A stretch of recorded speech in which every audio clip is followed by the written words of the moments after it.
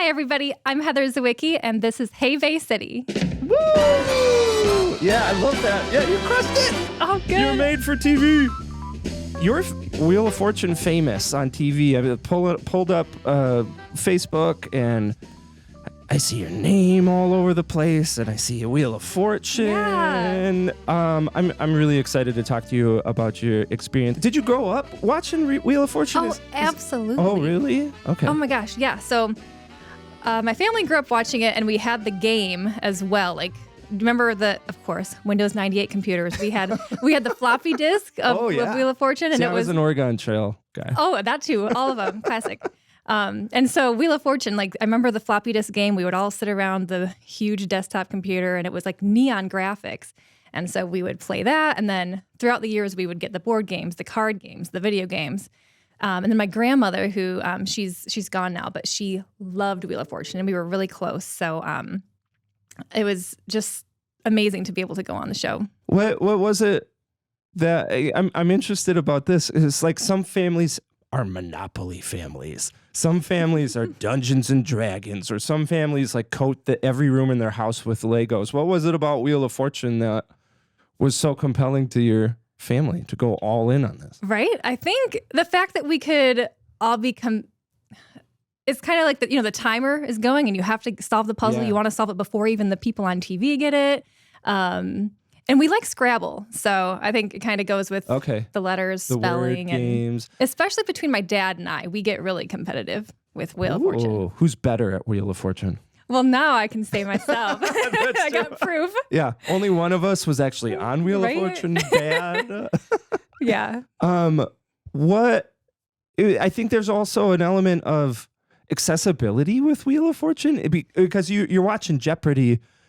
And you're thinking, I would never be able to be on Jeopardy. Every once in a while, there's a question, and you can feel like a stud. But absolutely, you're looking at these like in the 3rd century China, what was its chief export? And like, I don't know. Yeah, where do they store that information? Yeah, but you can stare at a bunch of blank squares and kind of hack your way through it and have some fun along the way. Absolutely. So let's start at the very beginning of this process. Like, how do you go about? Do you send in an audition? Yeah. Or? So this all happened like 2023, I would say in April. My mom had been really trying to get my dad and I to apply for a really long time because I go over there and watch it with them all the time. Yeah. And she sees that my dad and I are both pretty good, but I will say it is so much easier on the couch than when you have the anxiety of, imagine. Having Pat Vanna, the lights up cameras. But she kept on telling us, you need to apply, try to go on and be a team together. And my dad, he's like, absolutely not. I would never be able to be on television. And she knows that I have a more outgoing personality. Yeah. Grew up doing pageants and stuff. So I still thought I had no chance, though. I told her I have no chance of being on it. And nobody around here really knows anybody who's been on Wheel of Fortune before, and I've never met anybody. So went on the website, and there's 2 ways you can apply. Either you can fill out the form, which is what I did, or you can submit a video application, which honestly probably improves your chances. Yeah, right. But I thought, I literally have no chance. I'm just going to do the form so that I can tell my mom I did apply, and then she can stop asking me to apply. Even though, of course, I would love to be on it, but I just truly thought I had no chance. So it was less about wanting to go on Wheel of Fortune and I did want to. More about trying to get your mom to stop bugging you. Oh my gosh, I just didn't think in my wildest dreams that I would actually get on. Yeah. But yeah, it was a form you fill out, and then you attach some photos of yourself. And if I had to guess, I did attach photos of my travels, and so maybe that kind of set me apart than just having a typical selfie or. Yeah, right. So you send in your application. Yep, that was April last year. And then what? Then I didn't hear anything for months. October 16th, I got an email from them, which there's a couple dates that were kind of crazy with this. October 16th is my grandma's birthday, the one who passed away. And so I get this email from Wheel of Fortune, and they're like, hey, click this link and choose one of these dates and times to have a 5-minute virtual interview with us. And so I immediately signed up for one of those, and it was really fast. There were 4 other people with me, and they just want to see you have high energy and introduce yourself. It was so short and quick. And then afterward, they said, okay, well, you'll get another email if we have you're going to move along to the audition part. So the very next day, I get another email from them.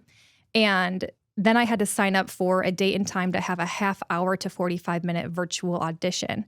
And that's when they said, okay, bring all the energy you can muster, act like you've had 10 cups of coffee, and dress up really nice as if you're on the show. So I signed up for that. And then I think the date that happened, you're in this virtual Zoom with one of the contestant coordinators who kind of chooses who's going to go along or passes the people along to the producers.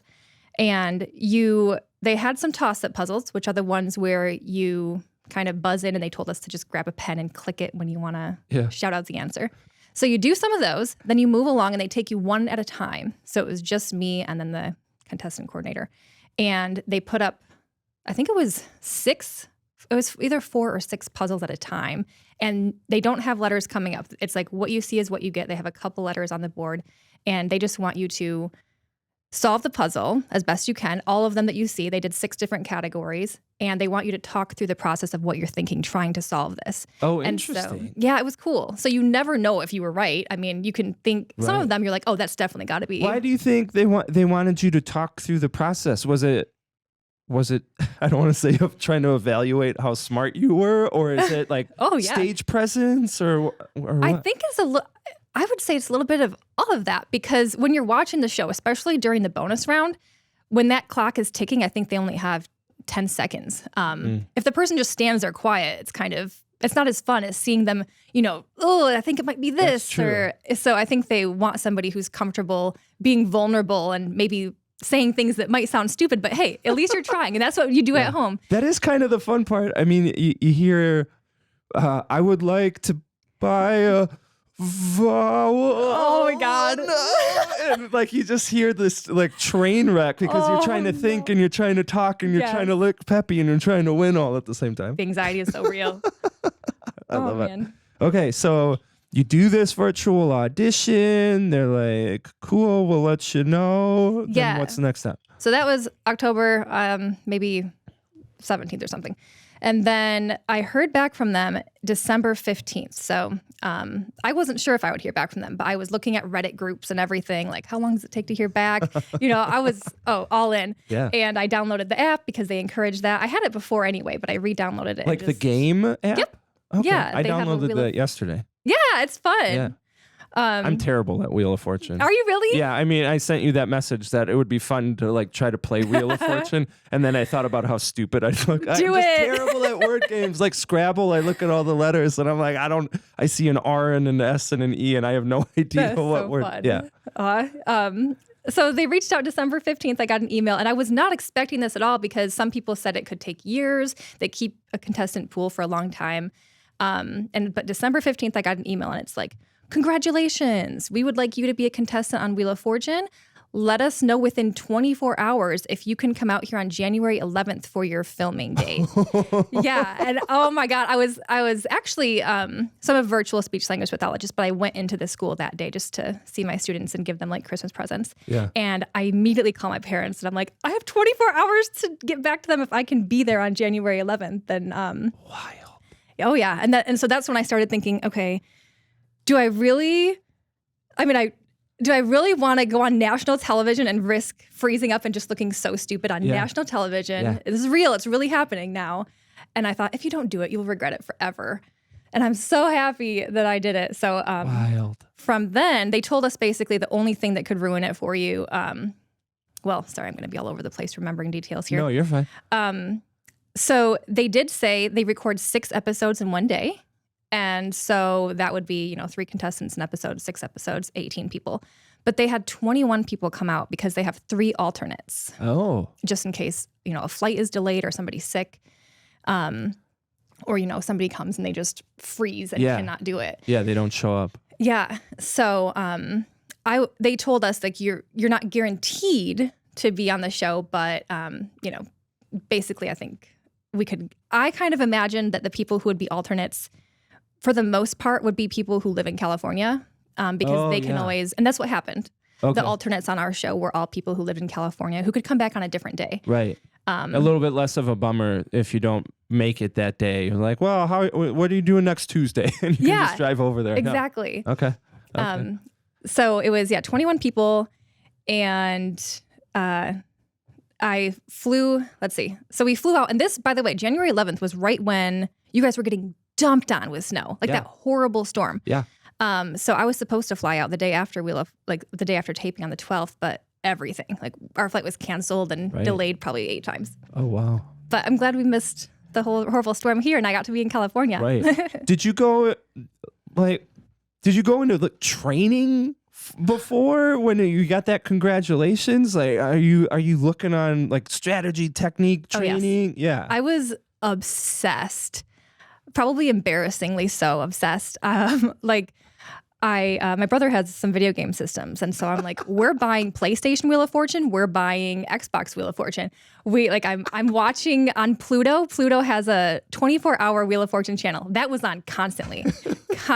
So I'm just watching Wheel of Fortune all the time and playing the app as well. And I'm not going anywhere because I'm not going to risk getting COVID and not being able to be on the show. That's true. So I had no life. I didn't do anything for New Year's Eve. Like, no, I'm just staying here. And I also really got into manifesting.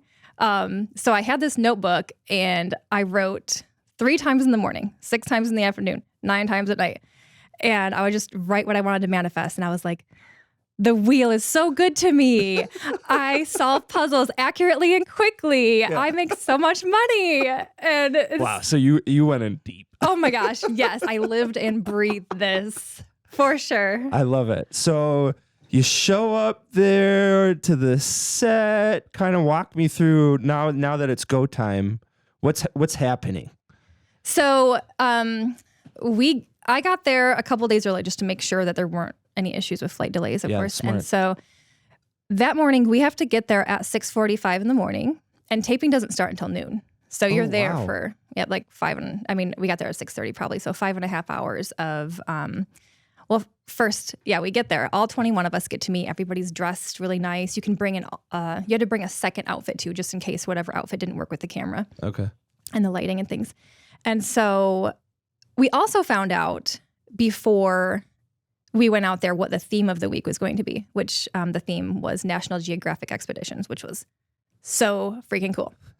I was so excited. And it was perfect for during my interview, an audition process, I talked about my month-long solo car camping trip a lot. And I think that really is what set me apart. Yeah. And it was like the perfect thing to put me on National Geographic Expeditions. Oh, right. So, look at that. Yeah. So I think that's definitely how I got on relatively fast, because some people wait so long. I've had many people message me actually like, how long did it take you? Because we've been waiting so long. But especially when you said that some folks had said it might take years to get that congratulations email, but you got it right away. One of the contestants said that they applied in like 2014 or something crazy. And so don't give up. If anybody applies. There's still a chance for you. Absolutely. Can we talk about this car camping trip? Yeah, because I have a personal obsession with like van life and things like that. So it was a solo car camping trip. Where did you get that idea to go do that?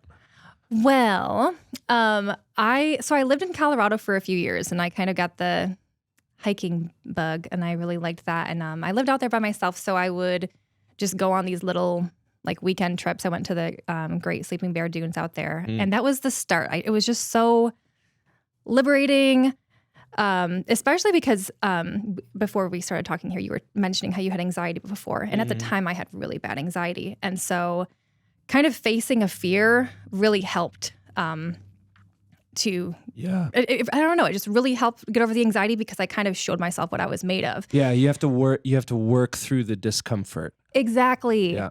Yep. And to have only yourself to do it, Yep. So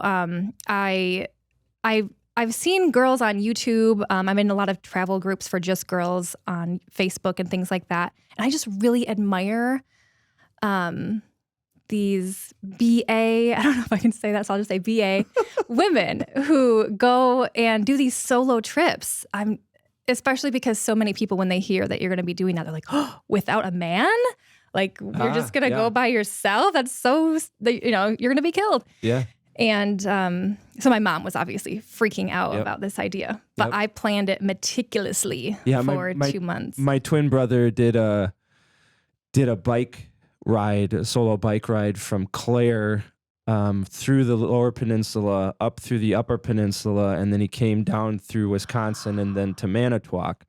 And he was going by himself and just kind of camping in the woods along the way. And he told me when he got back that my parents drove him to Clare and like sent him off like he was going off to war, like he could die. Right. Right. So I totally get this that. might be our last time seeing. Yeah, and as a parent, like I get some of that impulse. Like you want somebody, your child, to go off and have a really great experience, but you're also kind of worried about it. Definitely. And sleeping in my car, you know. So What kind of car was it? An Equinox. It's the Equinox I have here. It's still set up. It is still set up in the back. I love it because you have van lifers that are dropping $250,000 on a van, but you're just like, no, man, I got a sleeping bag in my Equinox. Work with what you got. Oh, absolutely. Yeah. Took the back seats out. My dad helped me build this really like nothing to super brag about, but really quick, maybe in like a half hour, we built this little platform and. I got some mattress toppers, some foam mattress toppers, and then I just had a sleeping bag and slept back there. And once in a while, like if I didn't know where I could sleep, because I slept in Walmart parking lots, but there were always a lot of campers there too. So that was a safe, cool place. And then of course you can go in and use the bathroom, brush your teeth.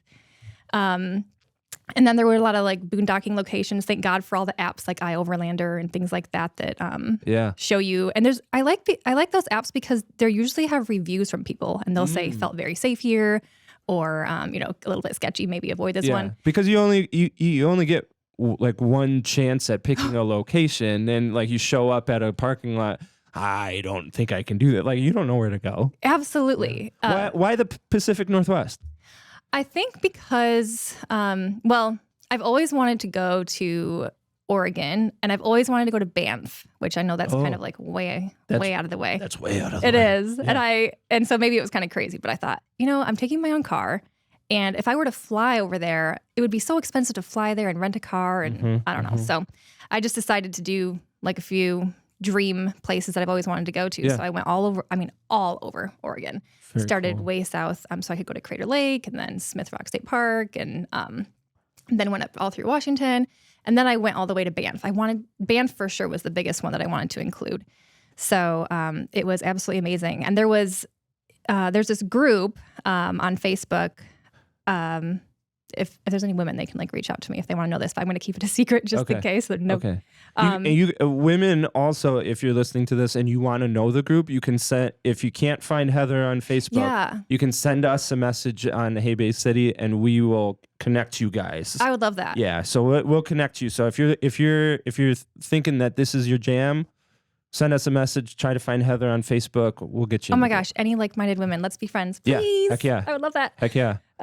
So in this group, women basically who enjoy doing solo road trips or anything like that, and they want to have a safe place to park, they will volunteer their address and say, you can come and park in my driveway for a safe place to park overnight. Yeah.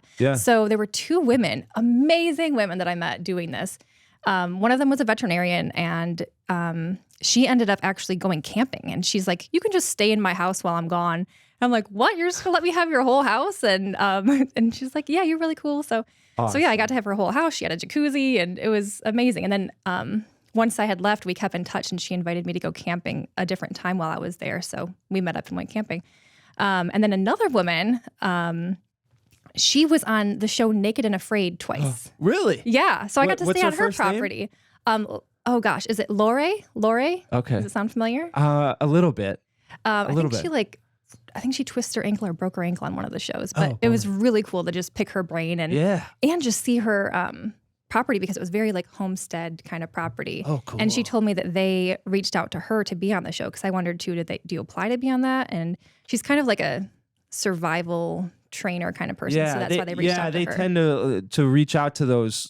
I help out I'm an instructor at a survival school, or I'm a primitive art specialist, or so cool, wild, and so sweet for her to let me stay there. There was another woman who stayed with us as well. So it sounds like while it was a solo trip, it also connected you to other people in this community of like-minded women, which has to be an awesome like takeaway. So awesome. Yeah, I've had I also went to this hot spring that was in Oregon and met incredible people, like super free-spirited people, you know, with the hot spring community, you can imagine. And just had some of like the deepest conversations of my life that I will always remember. And, you know, we're still connected on social media, all those people. And I'm just so grateful that I actually did it. There's something magical about talking to a stranger who's willing to talk to you without any kind of baggage or ego.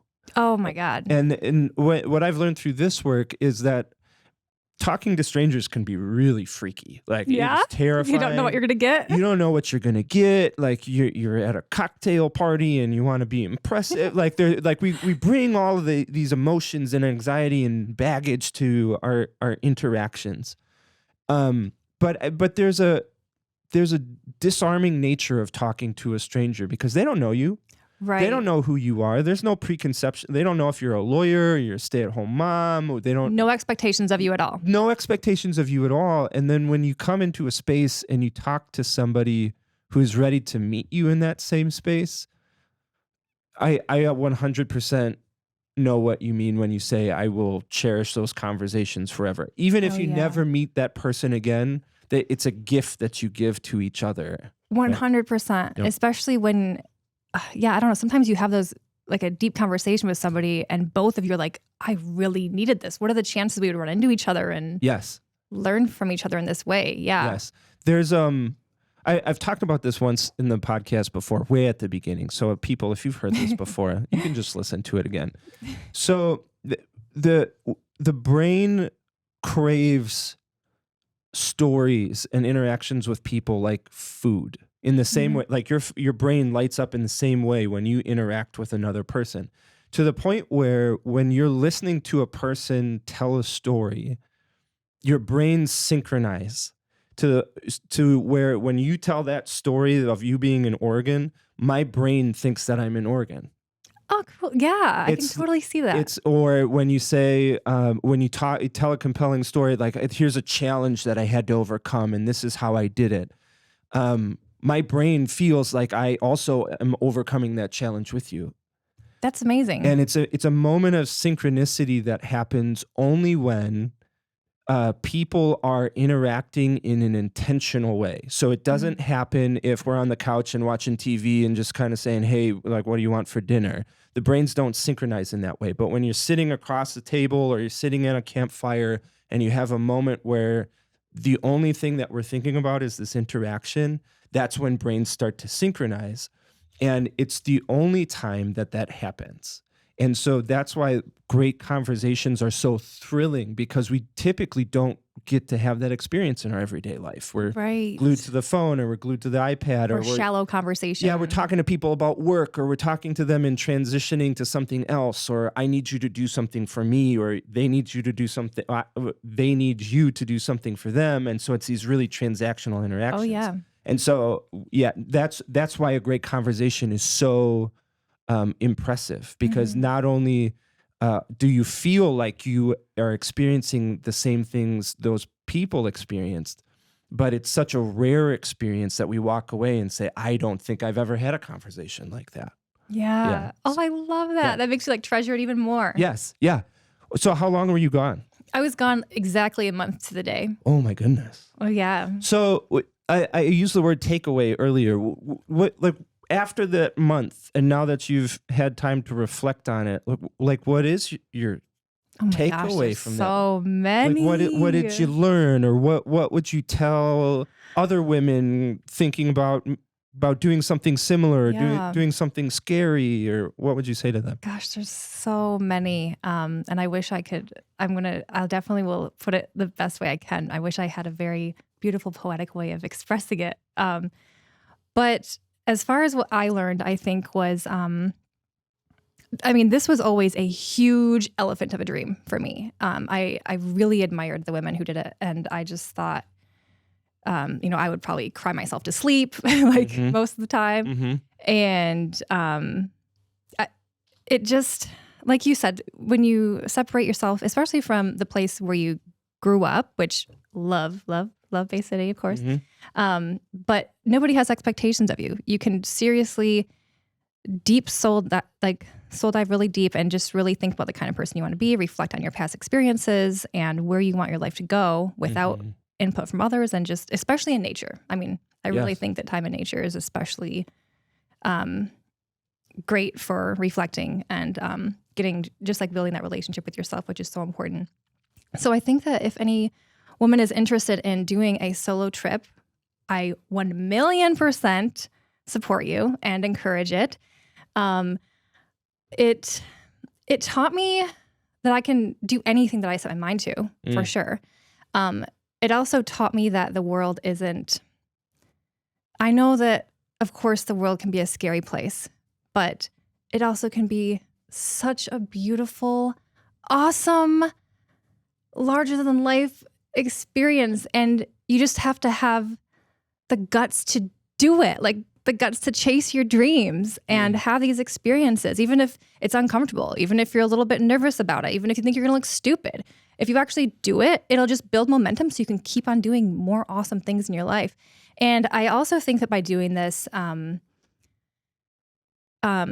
think that if I ever get into a situation, and this, I guess one example, and it's not just right in regards to relationships, but I will say, if I'm ever in a relationship that happens to not be healthy, like a romantic relationship or anything like that, I can remember that I was single and did this insanely amazing, cool experience and made a dream come true for myself.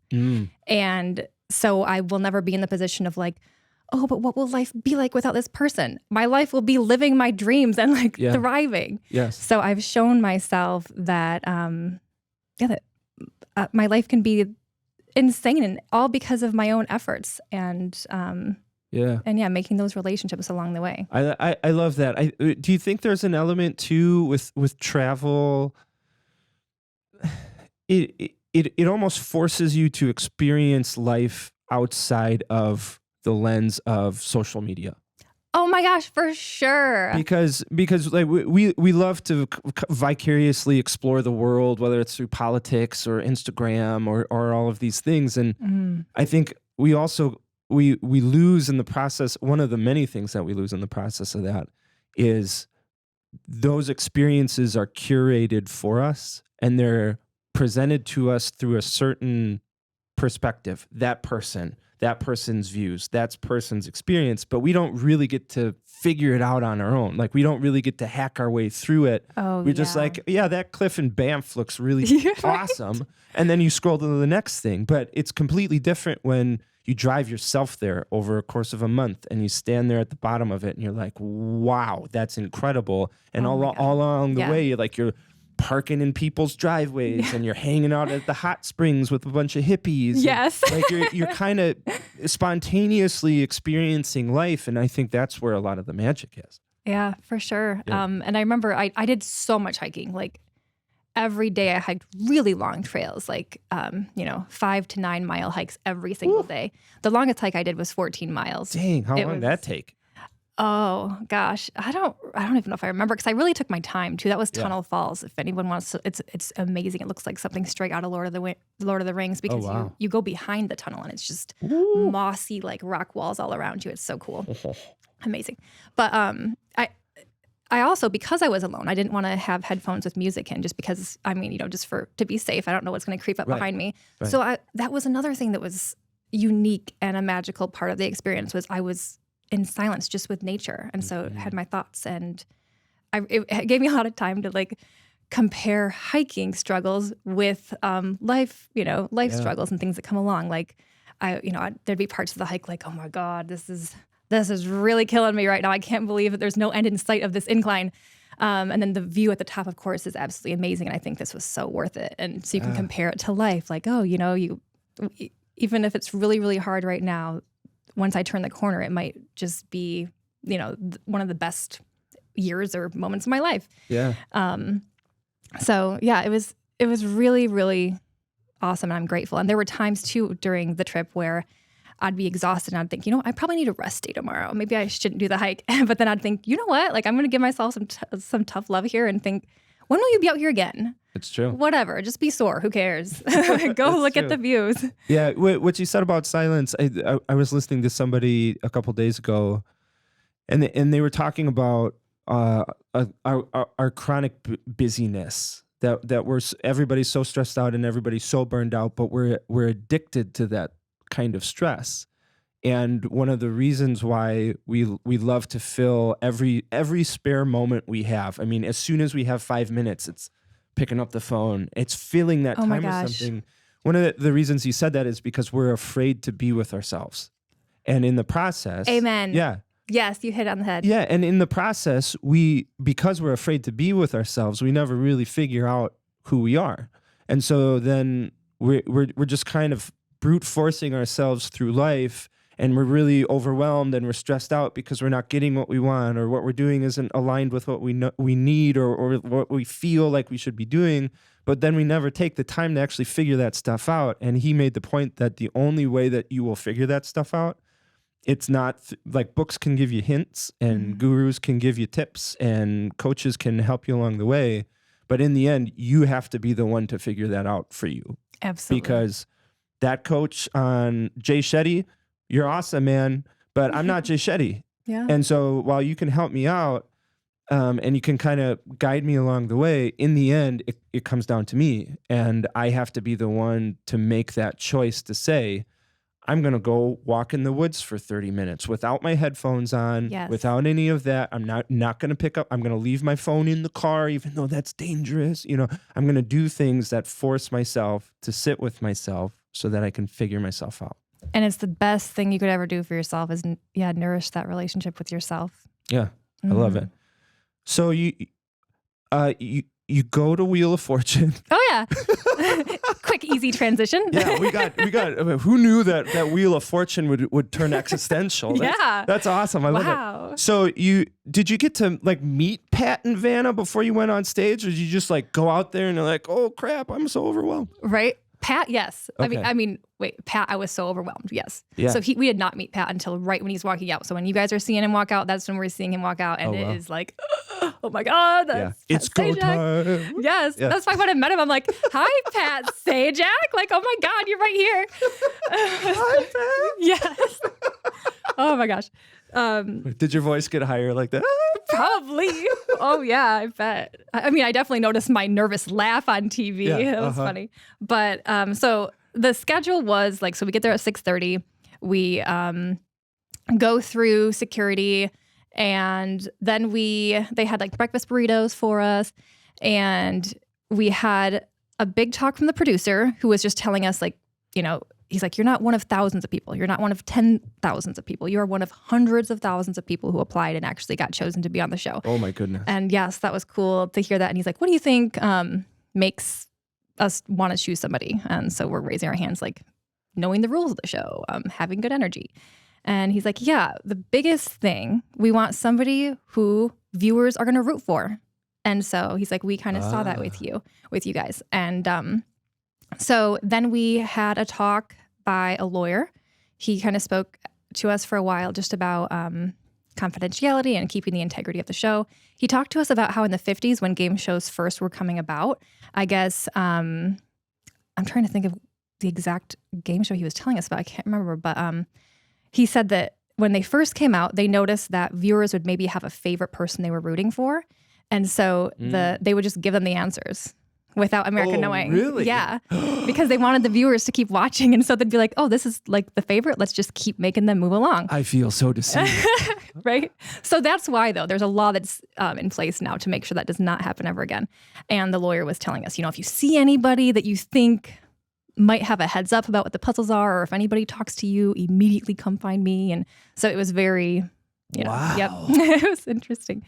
And then we watched some videos that reviewed the game rules just to make sure we knew exactly what we were getting into, because especially with the anxiety, again, your brain just kind of goes out the window, even if you have been drilling, preparing for it for a long time. If anybody's ever been on live TV, like local news or whatever, that's 100% the case. Like you get in there and you see the cameras and you see the lights and they ask you what you do for work and you're like, I don't know. I don't know what I do for work. And like, oh my God. 3 minutes is up. Thanks, Phil, for coming on WNEM. It's been great. You were natural. You're a natural. And Mom's like, you did so good, honey. oh my gosh. Exactly. So they also had hair and makeup. So that was really fun. Oh, yeah. I mean, we did our own like to get in there, but they had to make sure, I'm coming from Michigan, so I'm like pasty white in the winter. And she's like, you're very fair. We're going to have to warm you up. And I'm like, okay, please. Yeah. And it was really cool because the person who did my makeup is the same person who did Alex Trebek's makeup for like 17 years. Yeah. So even that, I'm like, this alone is worth it. And she was telling me some stories and really, she really, really loved him. So that was really cool. Alex Trebek, of course, is a legend. Yeah. Oh my goodness. Alex Trebek, man. Like, I'm not even a Jeopardy fan. I'm not really a Jeopardy. I'll watch it every once in a while. Oh yeah, I'm not smart enough for that. Like when you do you remember seeing the clip of Alex Trebek? It was after he announced his diagnosis, but he was still hosting. And one of the contestants at the very end, where it's Final Jeopardy and they have to write their answers. The contestant wrote, "We love you, Alex." Oh, you're gonna make me cry. I feel like he's one of those people that, that like it's one of those memes where like we need to protect this person at all costs. Yes, because like Alex Trebek was unflappable. Like Alex was who he was, and he was all in on Jeopardy. He was such a good man. Such a good man. Even when he announced his diagnosis, like not a crack. He was like I'm gonna fight this, and Jeopardy. Yeah, but then when they revealed like "We love you, Alex," you could hear just like the room just go silent, and Alex he just breaks. Like it's the one time I think in his decades long career that Alex Trebek, I don't want to say broke character because he was who he was. He was so moved. But yeah, but you saw like cut right to the heart of who he was. It's one of the most beautiful moments. Mm-hmm. Yeah. So you got your makeup done by Alex Trebek's makeup artist. Yeah, so that was cool. Then what? Also, so there were 6 episodes in one day. Yeah. So you're recording from like 12 o'clock to maybe 6:37. And so that was cool. We got to see Vanna change 6 times and got to see her cute little, she was so cute and she was so sweet. Oh yeah. Okay. Rewinding. When we got there in the morning, while the lawyer was talking to us, this woman came in and this really petite woman, and it was Vanna. We didn't know though, because she was in jeans, hair up and a ponytail and no makeup. And we didn't know because she was facing away from us and she's maybe asking the lawyer a question. And it's then like when you see your grade school teacher out in street clothes, you're like, who are you? Mr. Johnson? You wear t-shirts? You're a real person? You're like a human. So then she turned around and she's like, "Hi guys." And we all just freaked out. We're like, "Oh my God, that's Vanna White." And she wished us all good luck and told us don't forget to buy vowels. And so that was so freaking cool to just see her, in streetwear. And so then they drew from they had like a paint bucket and they drew the order of what episode we were going to be. Oh, wow. Yep. So we would know if you're going to be, okay, you're the first episode taped, second, third, whatever. And then they had a lunch break after the third one. And so which one do you think you would not want to be? The first one. Yeah, right? That's exactly the one that I got to be. And that's lucky you. Right? Oh my gosh. I'm like, this was not in the plan. Yeah. Oh my gosh. Yeah, because if you get to see other people's episodes, you get to think like, oh, I got to watch my nervous laugh, or like they 100%. screwed up that rule. Prep your brain for solving puzzles. Yeah. Yeah. Yes. A little warm up, but you got to go first. Yes. And not only that, but they were like, all right, we want to start like 5 minutes early. And I'm like, oh my gosh, this is so crazy. And before we go on the show, they send you this form to fill out and they call it a Pat Chat card. And so that is just the card that Pat gets that has information about you on it. Yeah. And so they ask you about your occupation, like where do you want to travel? Where have you traveled? What's your history with Wheel of Fortune? Things like that. And so they we didn't get the card until right before we walked out on stage, and they came up to me and they're like, "Oh, well, we think, talking about your month-long solo car camping trip, I think that'll be good." And I'm like, "Yeah, sure, that sounds great." So then we went out on stage and it was ready to go. I will say we did get to do one practice round a little bit. So we got to spin the wheel. Nice. And when we walked out on the stage the first time for the practice spins for everybody, oh my God, I just about cried. Just because when you see the wheel in person and see the set that's all decorated like for you, and I just felt like my grandma was with me, because also they had one day as well that was like the last day before we went out for filming, for questions that we could ask them and where we were going to go meet and everything. And the day that the last video call was with them was also on the day that my grandmother passed away. And I was like, okay, on her birthday and the day she passed away, like she is for sure a part of this experience. Oh, cool. So it was just really, really cool to feel like she was still, with me for that experience, because she was obsessed with Wheel of Fortune. Awesome. And and hearing like the tick, tick, tick, of the wheel going around, it was just so cool. And you hear it in person as opposed to on TV. Yes. Yeah. And the wheel is 2,200 pounds. Oh my goodness. Yeah, 2,200 pounds. It spins like it's heavy. Yes, doesn't it? It does. Because you watch people spin that thing and they'll right. I'm gonna take them out. Yeah, that's the other kind of training you have to go into. I really did. I took a dumbbell and I would like swing my arm with the dumbbell so that I wouldn't be too weak on TV. I'm gonna crush that wheel. Yes, exactly. I don't care about solving puzzles. I just want to be the person that spins that wheel the fastest. You got it. Yeah. What was it? What did you have a strategy going in? Oh, that's another thing. So I did look up tips online, like what are the most common vowels used and things like that. And even for like the bonus round. And the most common vowel used in the bonus round is an O. Oh. In case anybody's curious. Okay. After they do the RSTLNE. Yeah. But also there's an acronym that people use. And if you watch the show, you'll probably notice a lot of times people call the letters in this order. And the acronym is EAT IRONS. EAT IRONS. So a lot of times people will call the consonant T first, and then R, N, and S. And those are the most commonly used letters on Wheel of Fortune in the puzzle, when you're spinning the wheel. And then the most common, like the order of most prevalent vowels would be E, A, I, O for EAT IRONS. Okay. So if you're ever on Wheel of Fortune, remember EAT IRONS and call them in that Wheel order. Wheel of Fortune, people at home, you send that paycheck. Right. You're welcome. Yeah. So you had the strategy. Yep. How did the game go for you? It went really, really well. I remember I just thought, like, when we were first standing up at the wheel, I was standing at the blue space, which is actually the furthest away from where Pat is standing, and I couldn't hear him very well. So that made me a little bit nervous. Yeah. That'd be freaky. Actually, and it was cut from the introduction, thank goodness. But I actually, when you're talking to somebody and you don't hear them, but you still go, yeah. That's what I did. That is what I did. And then I looked around and saw the audience and the cameras. I'm like, Heather, you are on national television right now. Like, what if you actually said something that you're supposed to respond to? So then I leaned over the wheel and I'm like, I'm so sorry. I didn't hear what you said. So then he repeated himself. But luckily they cut that out. So didn't have to. Wheel of Fortune. Yes, thank you. So that was cut.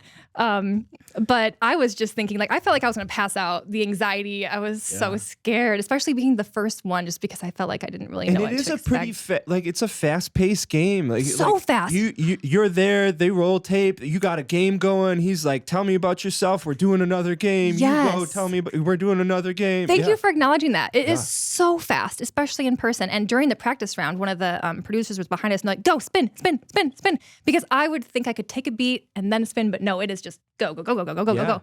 And you have to spin really fast and spin and just keep it on going. And I was just thinking, like, please, God, let me solve one puzzle. If I solve one, I will just be so grateful that I just won't look, just for my dad. I want to make my dad proud. Yeah. Because my mom went out there with me and my dad was at home. So I just really wanted to impress him. And so I didn't get the first one right, but I think my brain was just not even on yet with being able to think. And so once the first puzzle was solved, I solved the second one. And after that first one, the first one that I solved. Yeah.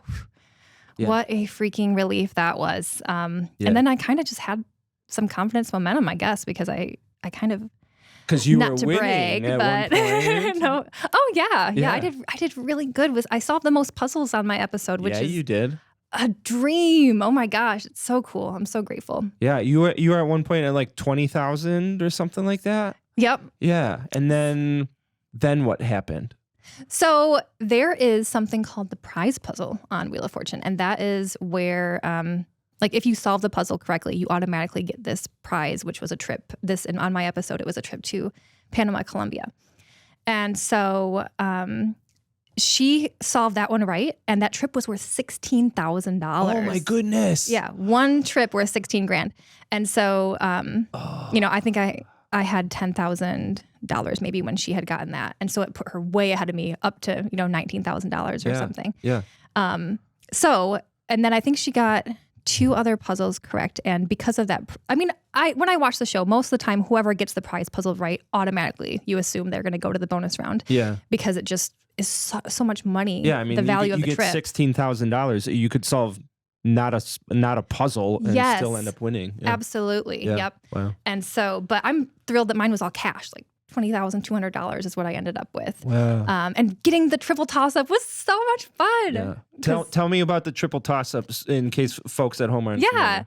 So the triple toss up, that is one where you don't spin the wheel, but letters just start coming up on the board and you have to use the buzzer and try to solve it before the other 2 next to you figure it out. Yeah. And so the category was around the house for mine. And the first puzzle, which I've gotten some slack for this from some people, but I'm like, you go on TV, okay?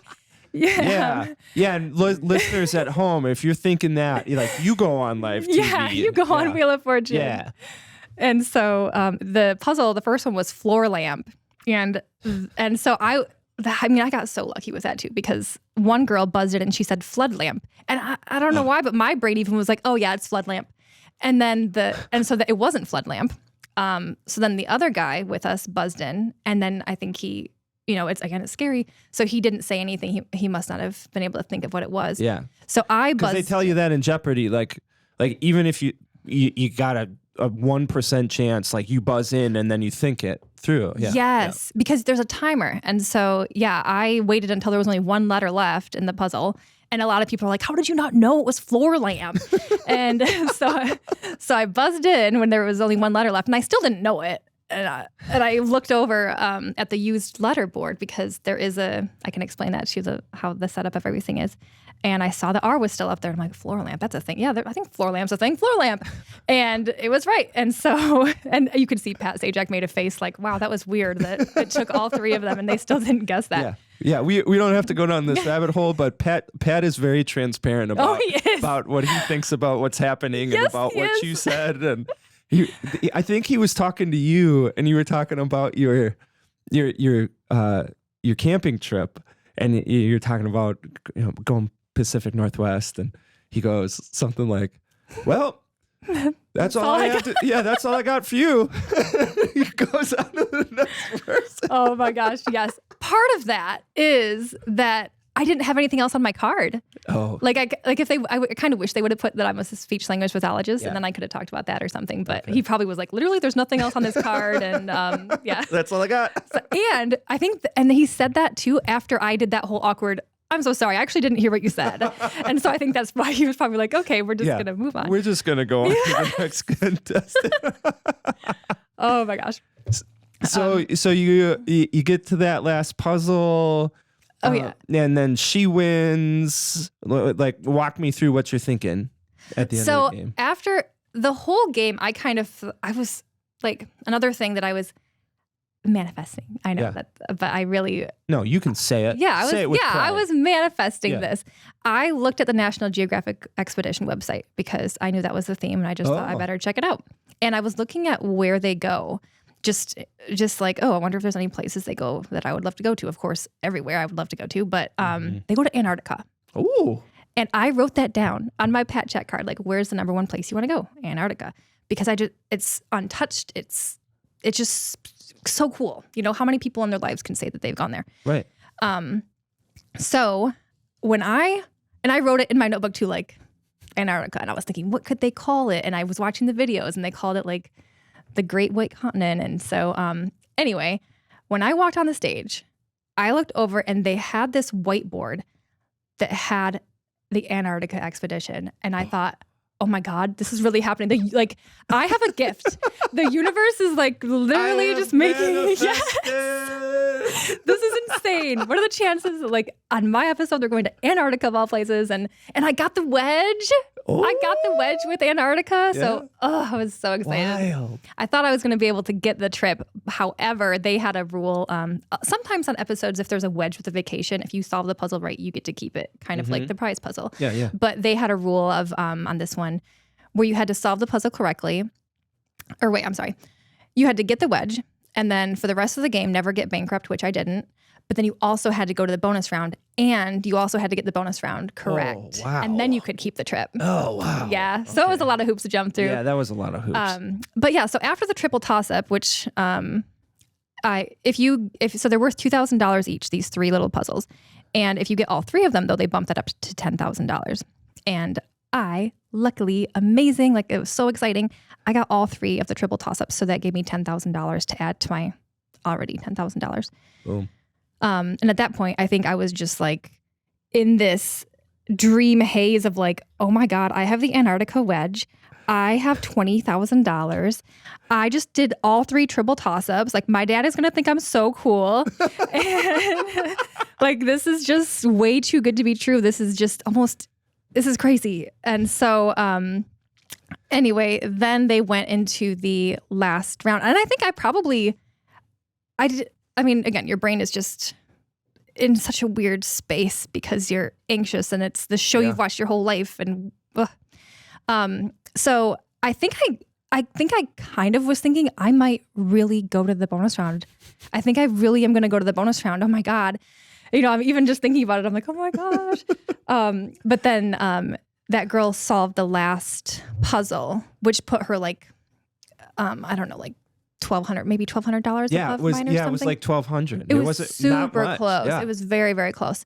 But oh my God, $20,000? That's like better than a lot of people who get first place on Wheel of Fortune get. So true. You banked. I was so thrilled. And yeah, it was such a cool experience. I'm so, so grateful. And then my dad is like, yeah, I want to ask you that because you keep bringing up your dad and your Wheel of Fortune competitors, but you said like, I want to make my dad proud. I did. Like, what does your dad think about this? Well, he's the kind of guy who's just a total like man's man. He doesn't show his emotions very much. He's just like the least vulnerable person ever.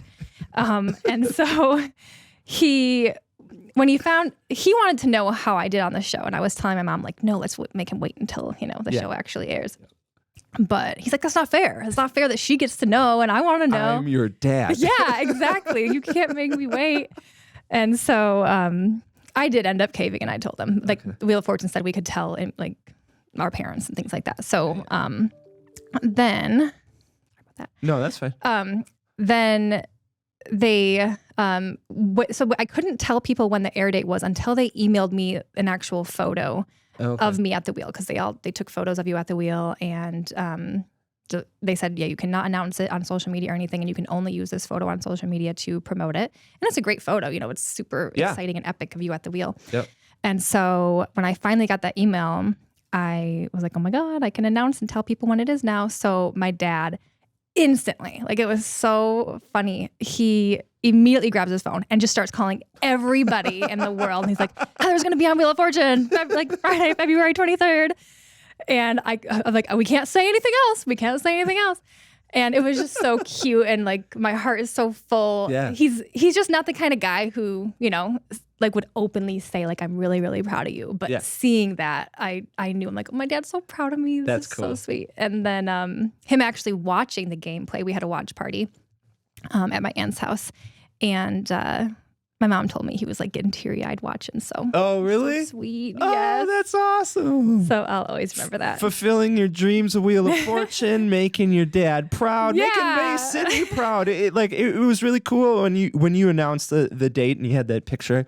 Like, people just kind of losing their brains. It's really great for the community as well to see like one of our own on TV. Oh my gosh. And we got somebody to root for. It was the sweetest thing, like seeing people comment and say like, she works with my niece, or, like knowing me in some way. I'm like, oh my She gosh. taught me how to say my TH sounds better. Yes, totally. Oh, it's so sweet. And so many of my past teachers and professors, it's just, oh my God, this is the coolest experience ever. I'm so, so, so grateful. And people were saying, oh, I wish that I knew people on the game shows more often, because when you know somebody, it's so much more exciting. Yeah, absolutely. Well, Heather, I want to thank you for making your dad proud, making us proud in Bay City, for having just really an incredible experience. It sounds like you had a lot of fun. You crushed the competition, even though you didn't make it to the bonus round. You made your dad cry, which is...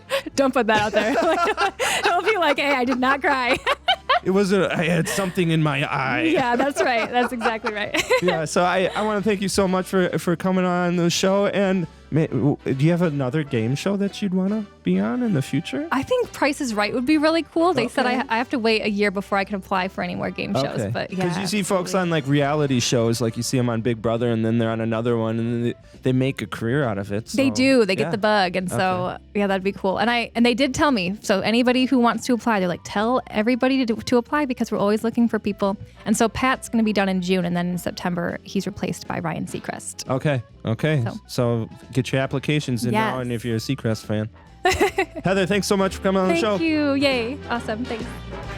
Cut. You're awesome.